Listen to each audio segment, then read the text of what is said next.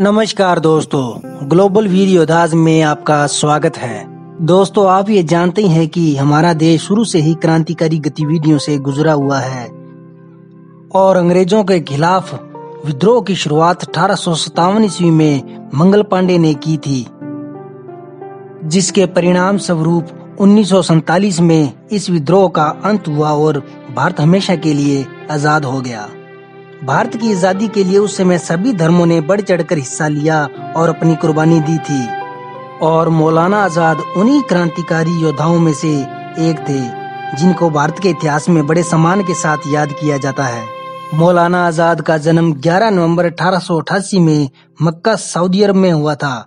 उनके पिता का नाम मोहम्मद खैरुद्दीन था। जब वह 11 साल के थे उस समय उनकी माता का देहांत हो गया था।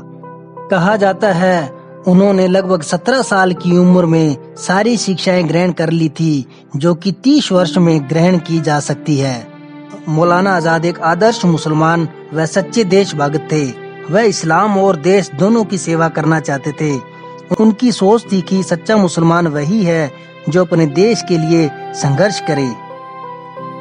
वह पाकिस्तान की गलत नीतियों का हमेशा विरोध किया करते थे। मौलाना आजाद केवल 17 वर्ष के ही थे कि उनकी मुलाकात बंगाल के प्रसिद्ध क्रांतिकारी नेता अरबिंदो घोष से हुई, जिनसे उनके अंदर क्रांति की भावना पैदा हुई। 1908 ईस्वी में पिता की मृत्यु के बाद वे ईरान चले गए।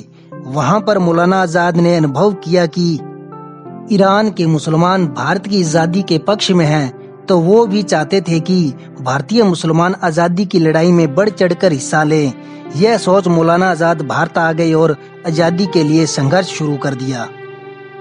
सबसे पहले उन्होंने 1912 में कलकत्ता से अल हिलाल नामक साप्ताहिक समाचार पत्र निकाला, जिसमें सभी धर्मों को एकता का संदेश दिया गया कि हम सब भारतीय हैं और आजादी की लड़ाई हम सबको साथ मिलकर लड़नी चाहिए। इसके बाद मौलाना आजाद बंगाल चले गए, पर क्रांतिकारी सरगर्मियों की वजह से वह अंग्रेजों को कांटे की तरह चुभने लगे और उनको बंगाल से चले जाने का हुक्म दे दिया गया। इसके बाद वे बिहार चले गए, जहां पर उनको नजरबंद कर दिया गया। सन 1920 में रिहा होने के बाद मौलाना आजाद ने फिर अंग्रेजी शासन के विरुद्ध संघर्ष शुरू कर दिया, जिसके कारण उनको सन 1921 में फिर गिरफ्तार कर लिया गया। उन पर राजद्रोह का मुकदमा चलाया गया, जिससे उनको 1 साल की सजा हुई। रिहा होने के बाद सन 1923 को उनको सर्व हिंद कांग्रेस का प्रधान बना दिया गया। उस समय वह केवल 36 वर्ष के थे। सन 1930 में उन्होंने सिविल नाफरमानी की क्रांतिकारी लहर में अहम भूमिका निभाई थी, जिसके कारण उनको फिर 1946 तक कांग्रेस प्रधान बना दिया गया।